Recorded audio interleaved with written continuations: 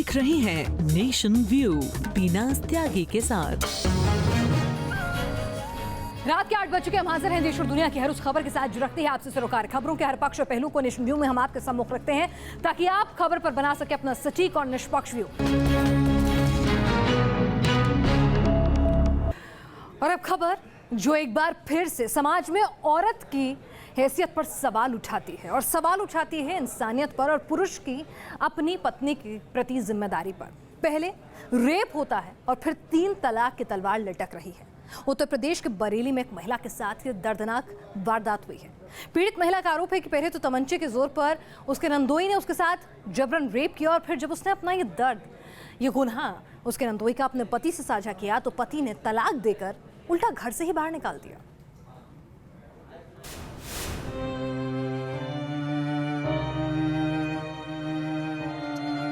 जिस पर था एतबार उसी ने कर दिया बेसहारा, जिससे थी इंसाफ की गुहार उसी ने लटका दी तलाक की तलवार। बरेली की ये बेटी दर दर भटक रही है, इंसाफ की गुहार लगा रही है। पीड़ित का आरोप है कि उसके नंदोई ने पहले तो घर की दहलीज के भीतर तमंचे के जोर पर उससे रेप किया और जब उसने ये बात अपने शौहर से बताई तो पहले तो उसने खामोश रहने की धमकी दी, लेकिन जब पीड़ित एफआईआर कराने पर अड़ गई तो तलाक देकर बच्चों सहित घर से बाहर निकाल दिया। जो है उसको गलत काम कराया उससे, उस नंदोई ने। हाँ, उसने मना करा और उसे मार के घर से बाहर निकाल दिया। और तलाक भी दे दिया। और मतलब कह रहा था मतलब तलाक को, तलाक दे दूंगा तो ऐसा, मतलब उसने शिकायत करी उससे तो उसे मतलब मार के भगा दिया। मार के भगा दिया। हाँ। 3 बार तलाक भी कह दिया। मतलब उस कह तो दिया उसने, घर वाले मतलब कह रहे हैं इसको। दर्द बस इतना नहीं, 4 साल पहले पीड़ित की शादी बदायूं के एक शख्स से हुई। महिला का आरोप है कि उसका नंदोई तभी से उस पर बुरी नजर गड़ाए था। इस बीच पति भी दहेज लाने का दबाव बनाता रहा। अक्सर उसके साथ बदसलूकी होती, लेकिन वो चुपचाप सब कुछ सहती रही और फिर जब नंदोई ने रेप किया तो उसके लिए बर्दाश्त करना मुश्किल हो गया। बार बार कहते थे मैं कैसे पैसे लेके आया, 2 लाख की मांग करी थी और 17 तारीख को शाम को इन्होंने गलत नज़र रखी मुझ पर। नंद ने, जेठानी ने, देरानी ने, सबने मुझे धक्का मारकर बाहर निकाल दिया। पीड़ित की शिकायत पुलिस से भी है। कहा जा रहा है कि पहले तो पुलिस ने मामला रफा दफा करने की कोशिश की, लेकिन बात बढ़ती देख केस दर्ज हुआ और पीड़ित का मेडिकल भी कराया गया। दूसरी ओर पुलिस जल्द से जल्द जांच पूरी करने का भरोसा दे रही है। महिला का आरोप है ये तो यही है कि साहब मेरे को जो है फोर्स किया जाता था कि बहनोई के साथ चूंकि घटना हुई उसकी रेप की, तो उसने शिकायत करी इसकी, इसी बात को लेकर के पत्नी का आरोप है। और भी कुछ कारण हो सकते हैं क्योंकि दहेज की बात वो पहले से बता रही है। बरेली की ये बेटी इंसाफ की गुहार लगा रही है। रेप का दर्द क्या कम था कि पति ने तलाक की तलवार से जिंदगी तार तार कर दी। ये वारदात एक बार फिर सवाल उठा गई 3 तलाक पर। सवाल ये कि क्या किसी प्रथा के नाम पर यूं महिला की जिंदगी सूली पर चढ़ाई जा सकती है। बरेली से मनोज कुमार के साथ टीम न्यूज़ नेशन। बुरे वक्त में जिस शौहर को साथ खड़े होना चाहिए था उस पर तलाक देने का आरोप लग रहा है। हमने इस बारे में मुस्लिम धर्मगुरु से बात की तो उन्होंने इस शौहर की इस हरकत को कड़े शब्दों में उसकी निंदा की। हालांकि उनका यह भी कहना है कि अगर पति ने तलाक दे दिया है तो दोनों अब साथ साथ नहीं रह सकते। अगर उसने इस तरीके से तलाक दी है, यानी 3 तलाक़ें एक साथ दे दी हैं, तो तलाक तो उस पर पड़ जाएगी, बीवी मौजूद हो या ना मौजूद हो। और इसी के साथ जैसा कि अभी बताया गया कि वो बीवी बेहोश थी, लेकिन उस शौहर ने उसको इस्तेमाल किया है, वो तलाक तो पड़ जाएगी। लेकिन ये इसका काम बहुत बुरा है कि इस वक्त जब उसको उसके जीवन साथी को उसकी ज़रूरत थी तो उसको अपने जीवन साथी का पूरे तरीके से साथ देना चाहिए। चलिए आगे बढ़ते हैं और अब बात करते हैं उत्तर प्रदेश के क्राइम ग्राफ की। दरअसल चुनावी संग्राम में प्रधानमंत्री नरेंद्र मोदी से लेकर बीजेपी अध्यक्ष अमित शाह तक सूबे में अखिलेश राज को क्राइम के आंकड़ों से जोड़ते नजर आ रहे हैं। समाजवादी पार्टी के नेताओं की जुबान पर आंकड़े हैं और बीजेपी शासित राज्यों की दुहाई देकर वो अपना दामन बचाने की कोशिश कर रहे हैं। लेकिन आज हम आपको दिखाते हैं क्राइम का सियासी कोहराम। अभी तक क्या कुछ आरोप लगाए गए हैं सूबे की क्राइम व्यवस्था को लेकर, कानून व्यवस्था को लेकर, और साथ ही साथ आंकड़े क्या कहते हैं। पहले रिपोर्ट देखिए।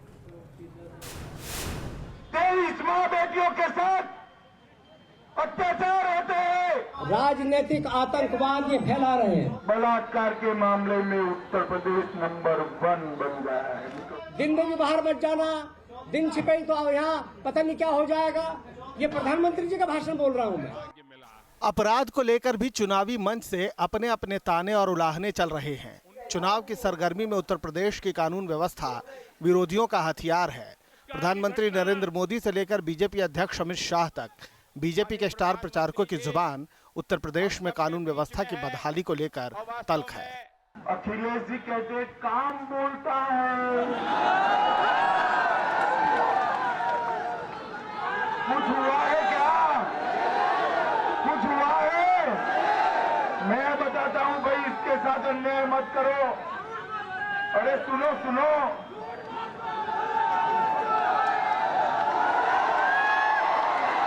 सुनो, कुछ तो हुआ है, मैं बताता हूँ।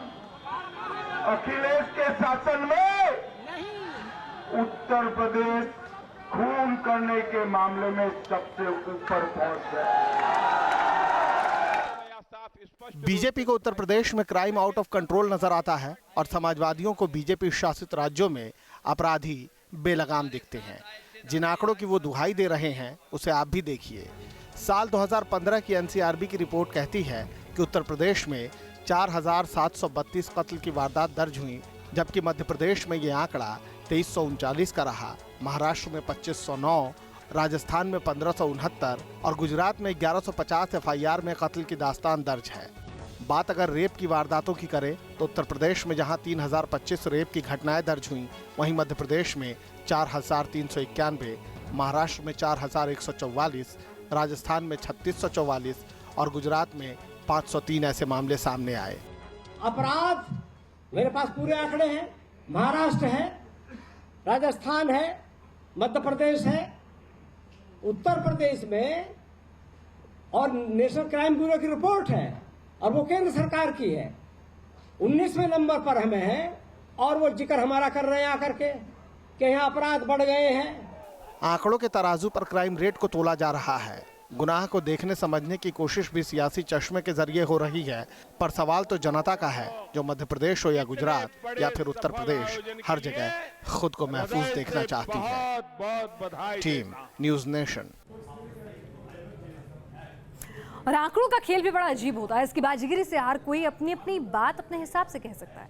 इसलिए बीजेपी और समाजवादी पार्टी के बीच क्राइम के आंकड़ों पर जंग से थोड़ा आगे बढ़कर अगर हम टटोलें कि वाकई में कि उत्तर प्रदेश के सूबे की कानून व्यवस्था क्या कहती है, क्योंकि पार्टियां तो अपने आप को एक से एक बेहतर साबित करने में लगी हुई हैं, लेकिन आपको ये दिखाना चाहते हैं कि समाजवादी पार्टी की ही सरकार है जो गायत्री प्रजापति के मामले में चुप रहती है। गायत्री प्रजापति पर महिला से रेप और नाबालिग बेटी से छेड़छाड़ का आरोप है। आपको बता दें, सुप्रीम कोर्ट के आदेश के बाद गायत्री प्रजापति के खिलाफ एफआईआर दर्ज हुई और यही अखिलेश यादव हैं जिन्होंने गायत्री प्रजापति के लिए वोट मांगा। एक और केस बताते हैं, हाईकोर्ट की फटकार के बाद अतीक अहमद की गिरफ्तारी हो सकी। सवाल यही कि अखिलेश इन दबंगों पर मौन क्यों रहते हैं। नैनी की शियाज डीम्ड यूनिवर्सिटी में मारपीट का आरोप इन पर लगा है। साथ ही अगर बात करें अरुण वर्मा पर रेप का आरोप लगाने वाली नाबालिग की संदिग्ध परिस्थितियों में मौत भी सवाल खड़े करती है। शुरुआती जांच में पुलिस ने एसपी विधायक अरुण वर्मा को क्लीन चिट दे दी थी, लेकिन जिस तरह से पीड़ित ताकि संदिग्ध परिस्थिति में मौत हुई, उससे परिवार अब हाईकोर्ट में गुहार लगाने पहुंचा। कोर्ट ने पुलिस को ही फटकार लगाते हुए कहा कि उसकी जांच यहां सही नहीं रही। एक और मामले की बात करें तो यूपी सरकार में मंत्री के खिलाफ कोर्ट के दखल के बाद केस दर्ज हुआ। कैलाश चौरसिया के खिलाफ भी सेशन कोर्ट के दखल के बाद ही केस दर्ज हो पाया। उनके खिलाफ 10 जून 2015 को मिर्जापुर में आरटीओ से मारपीट का आरोप था।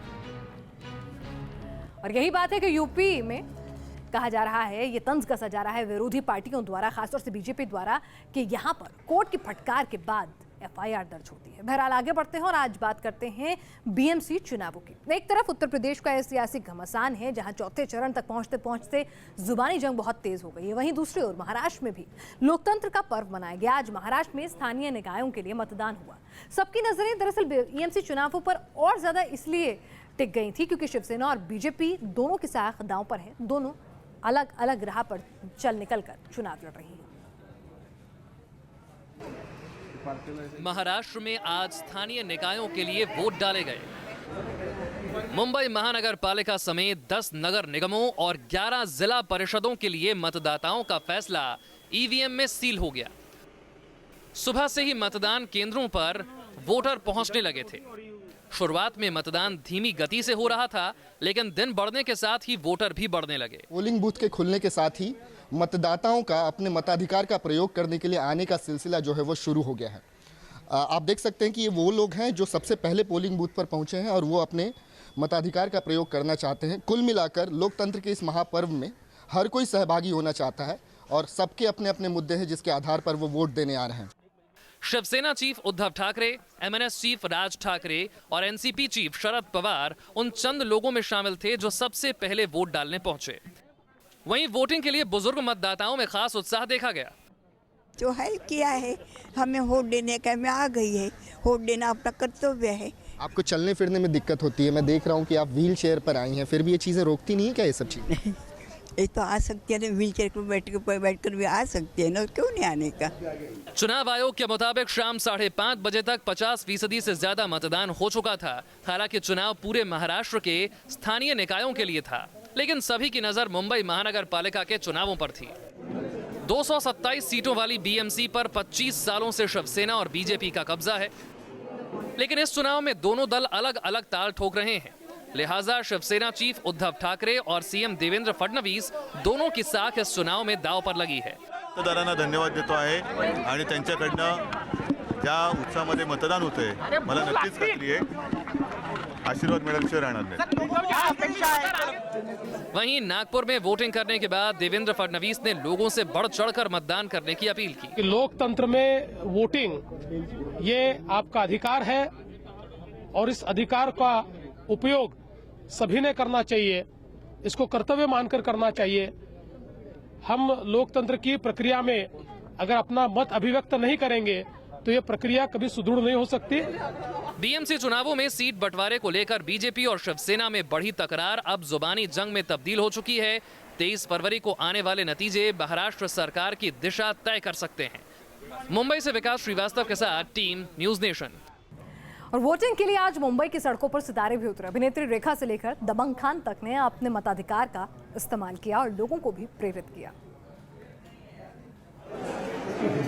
मुंबई की सड़कों पर उतरे सितारे, बीएमसी के लिए वोटिंग का उत्साह। बीएमसी चुनाव में हर किसी की नजरें इसी बात को लेकर लगी थी कि वोटिंग के दिन मुंबई में रहने वाले सितारे अपने इस अधिकार का इस्तेमाल कितना करते हैं। लेकिन इस बार सितारों ने निराश नहीं किया। फिल्म अभिनेत्री रेखा ने बांद्रा में वोट डाला। हालांकि इस दौरान उन्होंने किसी से बात नहीं की। आमिर खान की पत्नी किरण राव भी वोट डालने पहुंची। जो खुली जगहें हैं, जो पब्लिक स्पेसेस हैं, उनका जो इस्तेमाल है वो लोगों के लिए बेहतर यूज़ हो, ख़ास तौर से बच्चों के लिए।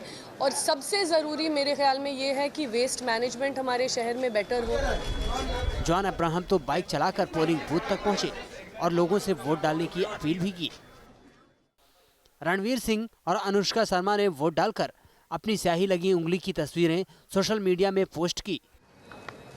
गीतकार गुलजार ने भी अपने मताधिकार का इस्तेमाल किया और वोटिंग राइट्स को भी लोगों के सामने समझाने की कोशिश की। इतना ही नहीं, सुभाष घई, श्रद्धा कपूर, परेश रावल, वरुण धवन और श्रुति सेठ भी वोट डालने पहुंचे। मैं यहाँ मतदान करने के लिए सिर्फ एक ही विचार से आया हूँ कि करप्शन ख़त्म होनी चाहिए। जब करप्शन ख़त्म ना हो तो कम होनी चाहिए। करप्शन कम होती है तो डेवलपमेंट अपने आप हो जाती है। शाम होते होते बॉलीवुड के किंग खान भी पोलिंग बूथ पहुंचे और अपने मताधिकार का इस्तेमाल किया। सलमान खान के परिवार ने भी बीएमसी चुनाव में वोटिंग की। सिर्फ फिल्मी सितारे ही नहीं, बल्कि क्रिकेट के दिग्गज मास्टर ब्लास्टर सचिन तेंदुलकर भी दोपहर को पोलिंग स्टेशन के बाहर नजर आए। सचिन ने न केवल बीएमसी चुनाव में वोटिंग की, बल्कि लोगों से वोट करने की अपील भी की। पूरे दिन मुंबई में इसी तरह सितारों की तस्वीरें नजर आती रही। सितारों को देखने के लिए बड़ी संख्या में लोगों का हुजूम भी नजर आया। सितारों को देखकर लोगों को वोट देने की सीख भी मिली और शायद इसीलिए इस बार मुंबई ने वोटिंग परसेंट में 50% के रिकॉर्ड को भी तोड़ दिया। विकास श्रीवास्तव, न्यूज़ नेशन, मुंबई। और आगे बढ़ते हैं, बात करते हैं उड़ने वाले रोबोट की। दरअसल मौजूदा वक्त में टेक्नोलॉजी बहुत तेजी से आगे बढ़ गई है और रोबोट्स की दुनिया में भी तरह तरह की खोज हो रही है। अमेरिका की इलिनॉय यूनिवर्सिटी में दरअसल एक ऐसा रोबोट बनाया गया है जो चमगादड़ की तरह उड़ान भर सकता है और अपने पंख समेट सकता है। देखिए इस रिपोर्ट। रोबोट की दुनिया में नया कारनामा। अब आ गया उड़ने वाला रोबोट जो चमगादड़ की तरह भरेगा उड़ान।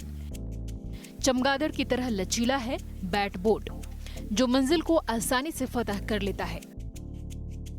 अब तक आपने कई तरह के रोबोट देखे होंगे, लेकिन अब बैट बोट के आने से रोबोट की दुनिया में हलचल मच गई है। महज 93 ग्राम वजन वाले इस रोबोट को अमेरिका की इलिनॉय यूनिवर्सिटी के वैज्ञानिकों ने साकार किया है।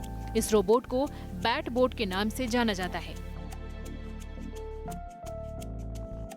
ये रोबोट बड़ी ही चालाकी से अपने काम को अंजाम देता है।